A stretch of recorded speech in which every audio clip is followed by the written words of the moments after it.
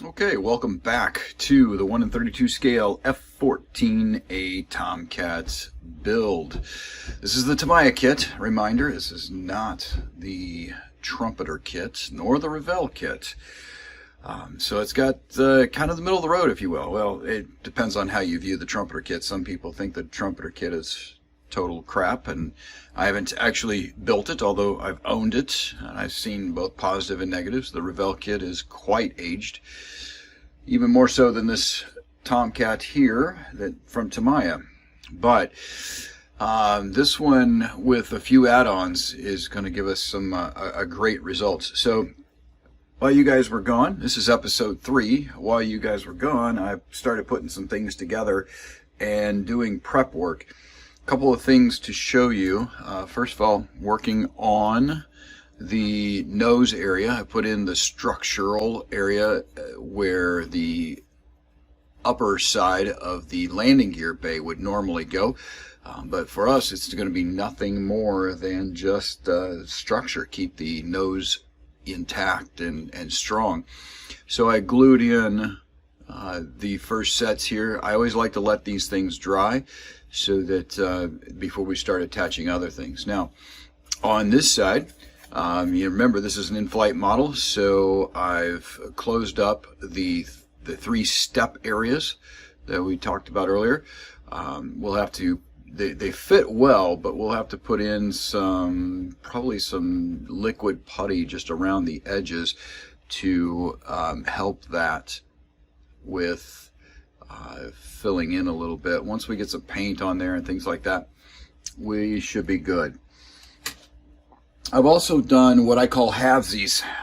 Put in a lot of pieces that are two-parters, if you will. This here is the TCS pod that goes under the nose of the Tomcat that allows for the tracking and targeting. So it'll go under like that. It was in 2 halves, so I put it together.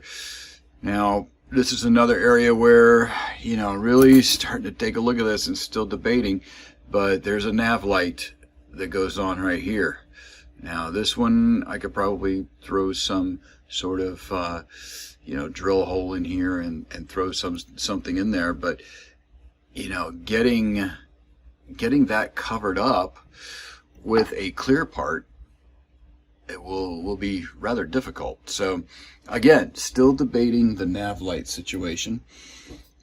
Also got to work on the cockpits a little bit, put the walls in for the rear portion, and also put in these circuit breakers. So here's the wall portion for the front piece.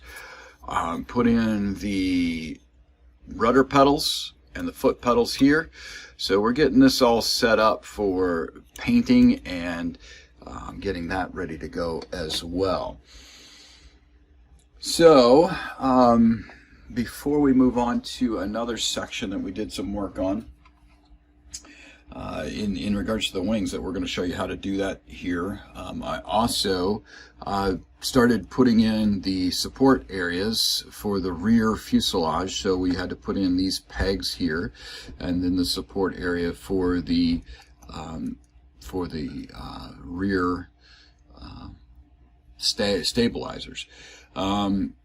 This is an interesting little piece. So again, in flight we could have the air brakes open, but with our wings back and full afterburner, we're pushing some power here, so we're not going to have any of the air brakes open. So what I did was I put them in, they fell in very nicely, and then I put those clamp pegs on in order to make sure that there's a nice even distribution here.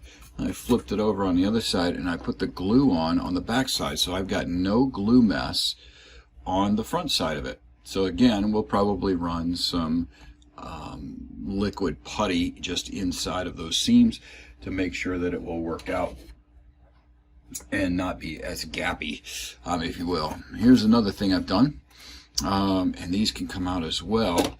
So put the afterburner nozzles in, and I really did not, these were 2 halves, each one of them was 2 halves, top and bottom.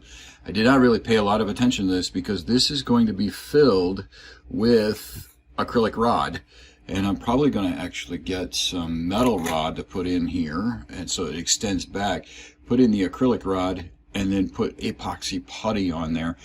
Again, we're going to try and light this with the Afterburner, so it's going to be, the airplane's going to be sitting kind of mounted like this, kind of in an up angle, wings back, you know, pushing some serious power across there with those Afterburners. But anyway, so that you know, got that kind of stuff taken care of. So these are what I call the halvesies, things that require some gluing, but they need to sit for a little bit in order to strengthen up before you take them to that next level. Now what we're doing here is getting the wings prepared, and again, being that I've not made a decision on whether we're going to be able to wire this thing up or not, I've still left them so that they are not, you know, they're still halves, if you will. Going to make the decision very, very soon here. I'm actually going to run out and see if I can get some fiber optics and see what it would look like in playing around. But the Tamiya kit is they like to use actual metal screws and nuts to put into these wings and other parts. You could probably see a bunch of them laying down here, ready for me to put in place. So I'm going to show you how I put it in place for the second wing, if you will, and kind of help you through a couple of mistakes I made. First of all, read your instructions very carefully. The instructions actually do a really good job if you read them carefully, and here's the instructions. But what they don't do, when I was looking at these instructions, I was not realizing how these things actually worked out in attaching to the wing themselves. So I started doing some testing, if you will, some test fitting, which is very important in any model building, but especially here. So I was first thinking, well, maybe they go, you know, how exactly do they go on there? Well, what I learned was, if I'm very careful, because it wasn't actually sliding in this way, you'd have to almost snap it in there.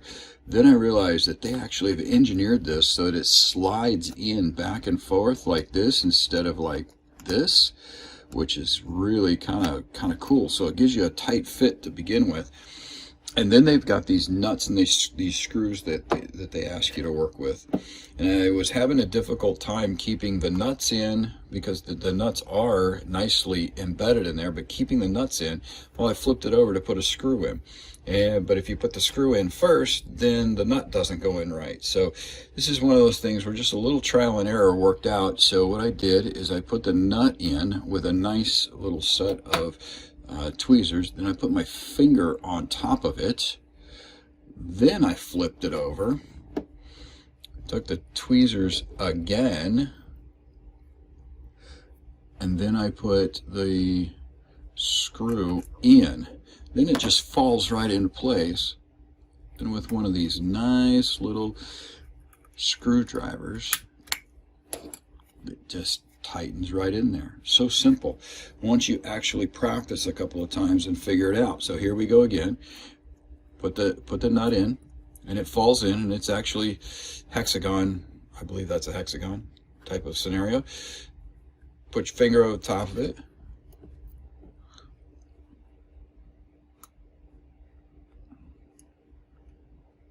Put the screw in the right way. Once it gets in there, it falls in. If you're using a magnetic screwdriver like I am, it's not sometimes the easiest, but there. Once it engages, click, done. And now let's see if the third time's even more of a charm, or actually the sixth time in this case.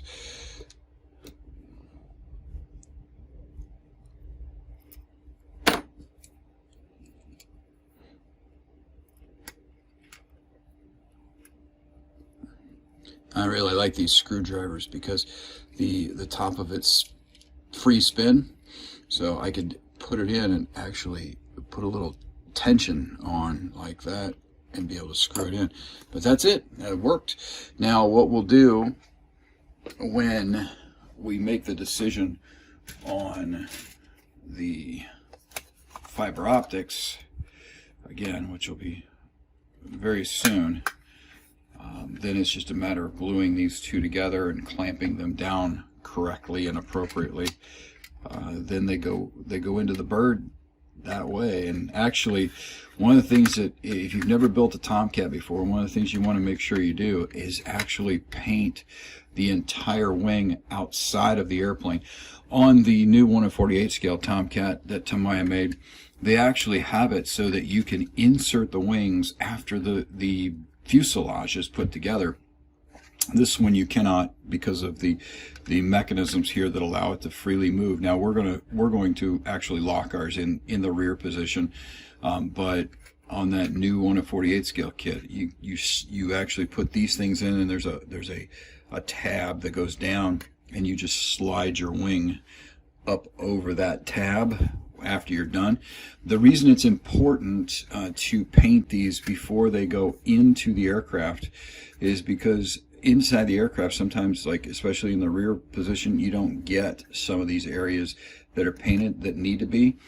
Now that's important, especially if you're going to do an actual moving mechanism. Now we're not going to do a moving scenario, so not as important, but it's still very important because of the way the Tomcat's painted.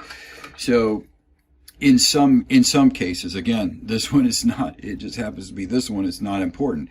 So on what we call TPS, or the tactical paint schemes, the ghost gray over light gray schemes, the Tomcat demarcation line is somewhere in here along the engine lines, and this is light ghost gray. This would be darker or mid ghost gray, and so you would have problems, if you will, with having to mask and stuff. Whereas if the wings were off, you can paint it top side, paint it bottom side, then paint that way, and you're good. This aircraft, again, on the early A's, some of them undersides were white, top sides were gold gray, and the white demarcation didn't come until about right here. So you'd have to paint all of this gold gray, but then there's white right here as well, so it becomes a little bit of a challenge. This aircraft is going to be the easiest one to paint because it's all gold gray. So we actually will be putting that in once I make the decision on these lights. We will be putting it in and clamping it down and gluing it all together before we have any paint that goes on. So again, this is one of those things where you have to look ahead in the instructions and plan and prepare for what you're going to do, and really make some early decisions. All right, so that's where we're at. A little bit of an update on the Tomcat. Showed you how to use the screw mechanisms. Showed you a few things that we're going to do, in this area here to enhance it, and we'll go from there. Thanks.